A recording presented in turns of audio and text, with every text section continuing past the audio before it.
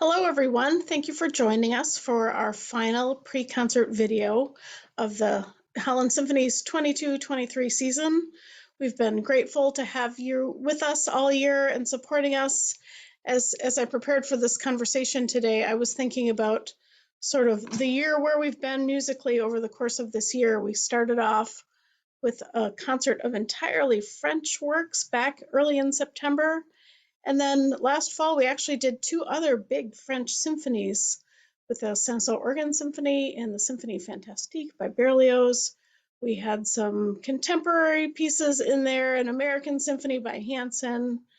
If you were with us this March, about a month ago, we did Stravinsky's Rite of Spring, which was a stretch for the orchestra and perhaps for some of the audience as well. But if romantic music is your thing, then this concert in April is the concert for you. It's sort of the dessert after a full season of lots of different kinds of music. So before we talk specifically about the pieces, Johannes, I was wondering if you could tell us how you happened to put these three works together on one concert. Yeah, so as you mentioned, this is quite different from especially this last concert where we sort of did a dance survey. Here, all three composers are based in Vienna, but they all have very different compositional techniques and very different influences on their writing. So two are very well known and one is lesser known. So the Holland Symphony Orchestra has now played all 9 symphonies by Beethoven. And the next step for me was to play all 4 symphonies of Brahms. We have done number 1 and 2. This year we're doing 4, and next year we're doing 3. So that will conclude our Brahms cycle. So Brahms, as the heir of the symphonic output by Beethoven, all his symphonies are sort of, they're all masterpieces in itself. Each of these symphonies sort of stand as pillars of 19th century symphonic form. So that's going to be on the second half of our program. Then the first half is a little bit less conventional. So Mahler is known for symphonies, but also orchestral songs. So Mahler is somebody who has really had a unique voice. He was a skilled conductor and composer, and his symphonies do push the existing forms that he inherited from Beethoven and then Brahms. He added chorus, soloist, has unique textures sometimes in those symphonies. You know, number 8 is Symphony of 1,000, where you have really 1,000 people on stage. But then in his other symphonies, you know, in various intimate movements, you have only like 3 people play, and it sort of becomes chamber music, and then big symphonic form. So here's somebody who is interested in sort of exploring the textual colors. And then Joseph Marx, he is the most recent of all 3 composers, and he is also a masterful orchestrator. He is a little bit less known, perhaps because he was more of a teacher. He had over 1,200 students, I think, over his course of many, many years in Vienna. He taught composition, harmony, and counterpoint for 43 years. And a lot of people went through the school that he helped to found, which is now the Vienna Conservatory. Very unique voice, perhaps a little bit more, if I would have to describe him, I would say he's a romantic impressionist. Impressionism, we think of French music, Debussy and Ravel. Marx is somebody who paints with colors, who was very interested in that. So I think 3 very different composers, all on the same program, to offset the score slightly from some of the more adventurous music earlier in the year. That was kind of my aim with this programming. Mm-hmm. So I really have not heard of Joseph Marx. So what more do I need to know about him, or do we need to know about him and his music? Yeah, so Marx, born in 1882, born in Graz. He studied a wide gamut of fields. So he enrolled in philosophy, but also studied art history, German literature, and earned several degrees, including a doctorate. And was really the first thing that stands out about him. In one of his theses, he talked about the expansion of the scholarly study of tonality. And he coined the term atonality. So today, when we say something sounds atonal, meaning it's not rooted in the tonal system of the 19th century. He's the one who coined that term atonality. So he was very interested in the aspect of orchestral songs. So that sort of relates him to Mahler, who was also, writing orchestral songs. His first song cycle we're presenting. So this is mainly what Marx is known for. He wrote over 120 of them in about 4 years. So if you do the math, that is 30 songs a year or 2.5 songs a month. And some of them he orchestrated. And some of you may recall that in 2014, that's now 9 years ago, feels like yesterday, we presented some of Joseph Marx's orchestral songs with the soprano Jessica Jones. So he later expanded, added a few more songs. So he wrote 150 total, and about a dozen of them are orchestrated, and we did most of them in that concert. So I guess I have heard of Joseph Marx. You have. You put together the music. I remember that now that you mention it. You do. So I would say that, as I mentioned, his style is sort of like romantic impressionism. Some music critics would say he combines Slavonic elements and Italian elements. I guess that is also rooted in Vienna being sort of part of the Hungarian Habsburg empire still before World War II. And so all of that was sort of flowing around. There are lots of works by Joseph Marx that don't get done. For example, he wrote a big romantic piano concerto that is never heard. It's 40 minutes long and it's incredibly hard. The pianist George Bourlet did this with Zubin Mehta for a while. I think he's about the only pianist who's ever learned this concerto. But it's really fantastic. So if you want to be adventuresome, go on YouTube, put in Joseph Marx piano concerto, and this will come up. And that is really a fantastic work that you will probably never hear live. Mark has a gift of melody. He was also, like Brahms, looking back at older forms. We're going to talk about this in Brahms more. His fourth symphony, last movement, is basically a passacaglia. It's chaconne based on a theme and variations.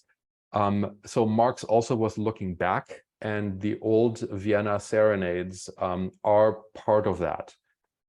So we're performing 2 movements from that collection of 4 serenades, just to keep our concert manageable.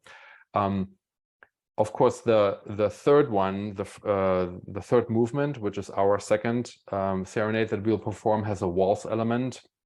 Vienna goes with waltzes, right? Because Vienna was the home of Johann Strauss, and waltzes are sort of omnipresent. So he wrote a minuet/waltz that is, full of color. So we'll play that, but we'll start the concert with the second movement of the old Vienna serenades, and that's an interesting one. It is melancholy mood. Serenade, you would think of woodwind instruments playing outside. So you have some of this, but then all of a sudden you hear a harpsichord. So that's harping back the neoclassical element to the Baroque era. So you hear a harpsichord sort of in this dotted rhythm that keeps repeating. And then you hear the strings flare with this romantic gesture. And you also hear a sort of Debussyan layering. So it's very, very interesting music. And I feel like it's good to introduce to the Holland audience before we embark on Mahler. So that's what I think we should know about Marx, just to start us off. Good. So we don't have to worry about this piece being atonal, even though he invented the word. He coined the term, yes, but he is definitely a romantic at heart, and he did not write atonal music at all. He was just describing other people's music as atonal. Got it. And I'll say, in speaking of Mahler, in working on the Mahler, preparing the music for the Mahler, practicing, in other words, I've been surprised at how small the orchestration is. When I think of Mahler, I think of huge symphonies and, like you were saying, the massive forces on stage. But these are very intimately scored and very tender, maybe fitting the subject matter a little bit. Yeah, correct. So Mahler is, this was his first song cycle. He sort of inherited that tradition, right, from Schubert. Schubert is known of somebody, when we think of, romantic German songs, we would think of Schumann, Schubert. And so that tradition he sort of inherited, but then he was a skilled orchestrator. He was working on his Symphony No. 1 when he went back to these songs that he wrote earlier, orchestrated them, and then published them as his first song cycle. So they are, I would say, more intimate and reflective in spirit because of the lesser orchestration, meaning it doesn't have an army of woodwinds or brass. It makes it a little bit better. It makes it easier to balance the voice, in this case, a baritone, but it could also be sung by a mezzo-soprano. He did not detail if it should be a female or male voice. So oftentimes you hear different genders sing these song cycles. And so it makes the balance a little bit easier. And there's quite often interplay between, single woodwinds and the voice. So they're very intimately scored. Another interesting fact is that Mahler wrote all the poetry himself, Songs of a Wayfarer. But he was heavily influenced by folk verses in the collection of Des Knaben Wunderhorn, which translates roughly in the youth's magic horn. This is ancient German poetry. So he was also looking back to find inspiration for his work. So the gist of these 4 songs is basically a traveling journeyman who meets adversity, setting out into the world and wandering in solitude. So I guess the smaller orchestration goes with the solitude aspect. And I would say just a little bit about each song. So the first one, When My Sweetheart is Married, Wenn mein Schatz Hochzeit macht, is kind of happy because he thinks, or the protagonist thinks he's going to get married, but then it's mournful as in the end because the beloved is marrying somebody else, right? So there's always the romantic aspect of longing, but the longing not being fulfilled, right? That's also an element of Schubert and Schumann songs. The second one is This Morning I Went Over the Field, Ging heut morgens übers Feld. That is much more positive. What's really interesting is people familiar with Mahler's first symphony, which I think Holland Symphony had also done a few years ago. We've done that. Yeah, so we will recognize the theme as also the theme of his first symphony. There's much activity. You can almost hear somebody walking. Isn't this a beautiful world? And there's a nature element and an overall happiness. So that is offset by the third song. Ich habe ein glühend Messer. I have a gleaming knife.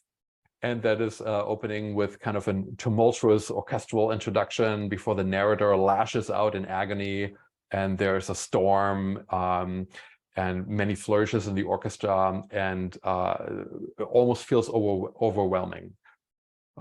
So more turbulent, and then the intimate fourth song, Die zwei blauen Augen von meinem Schatz, the 2 blue eyes of my beloved, begins first with a funeral march.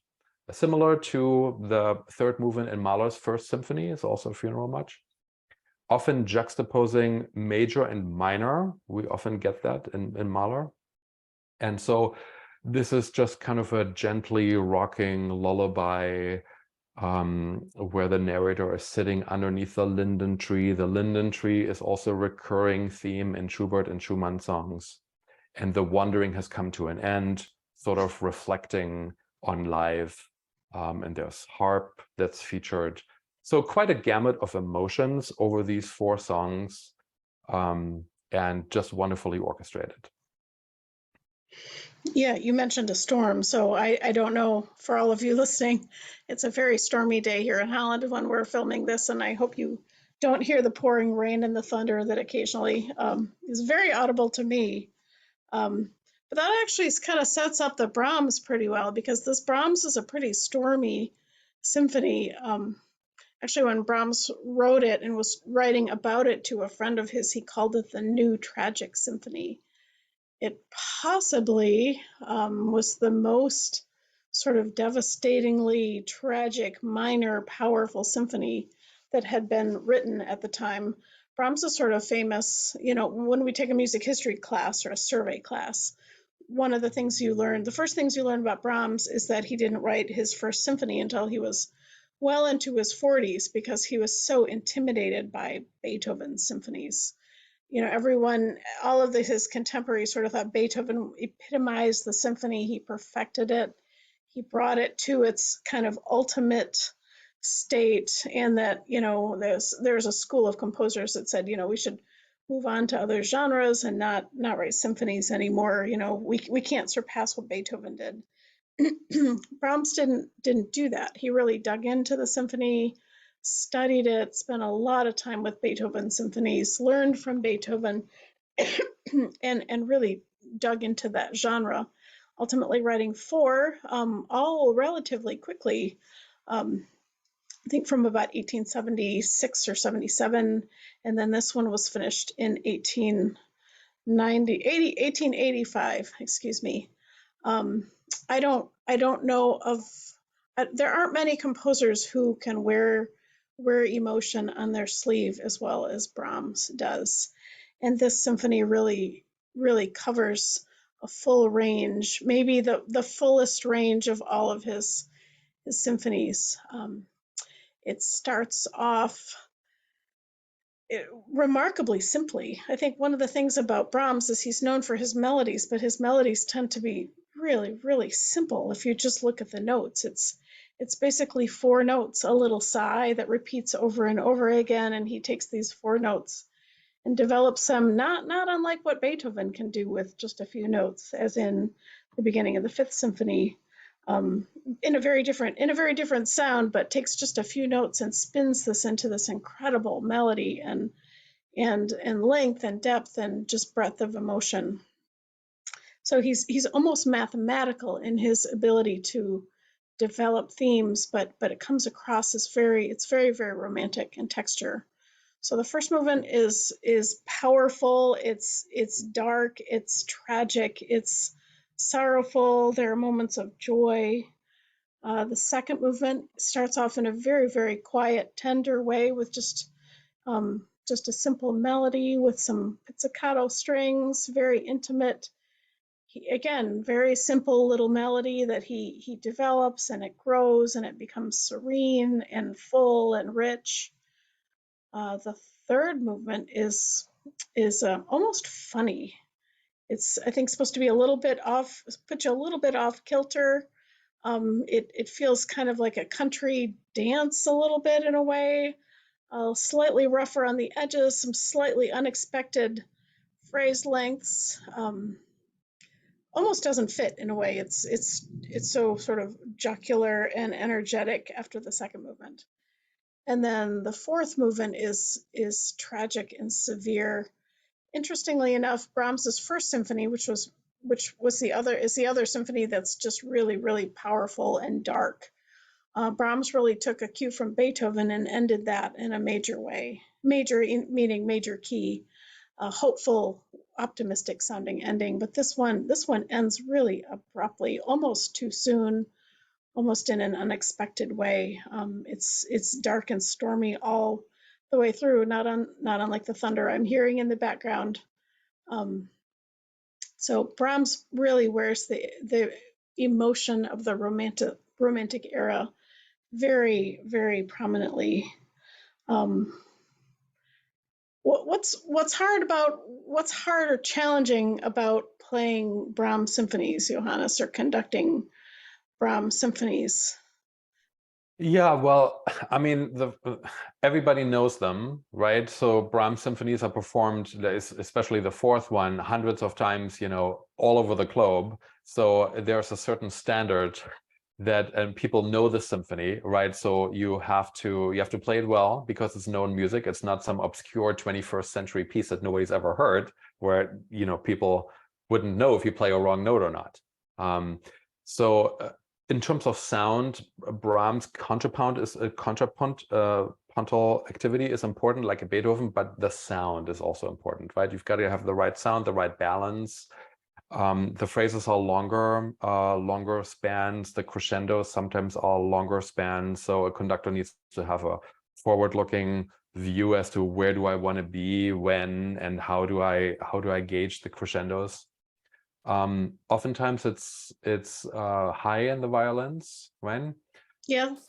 Rhythmic complexity, there's always some kind of hemiola written in. There's oftentimes 3 against 2, right? So people may be familiar with triplets. They go yap up up up up up up up bum, right? And then duplets yap up up up up, and Brahms put them on top of each other, right? So you often have the 3 against 4, 3 against 2, and so the orchestra has to listen to each other's differently, right?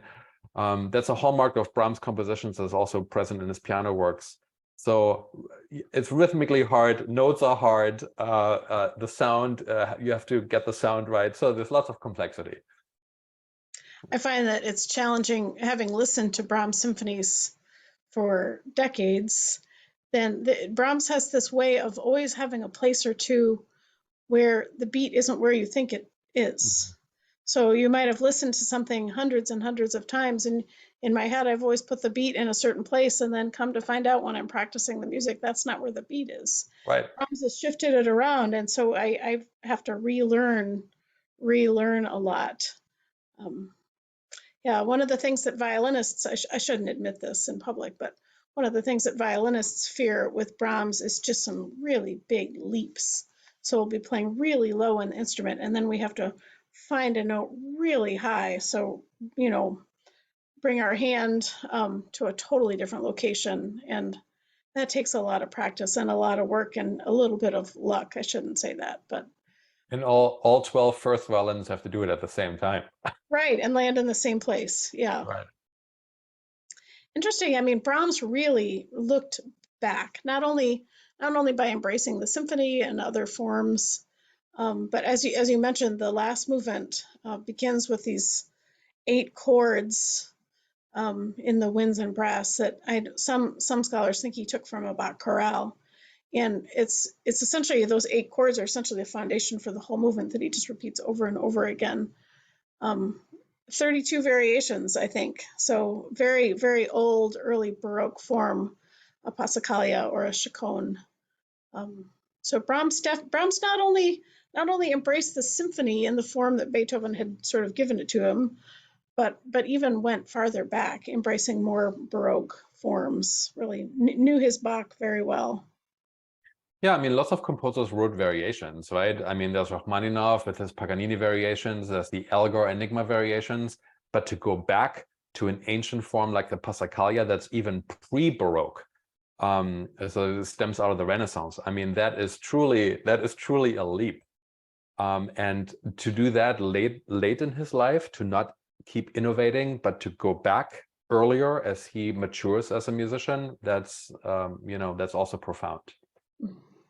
No, it's a great symphony, and I'm really looking forward to playing it. And to give you a little sneak peek, maybe we can just spend a minute talking about what we're excited about for next season. As Johanna said, we're going to do the 3rd symphony next year, and the 3rd symphony is interesting in that it's the only Brahms symphony to end quietly.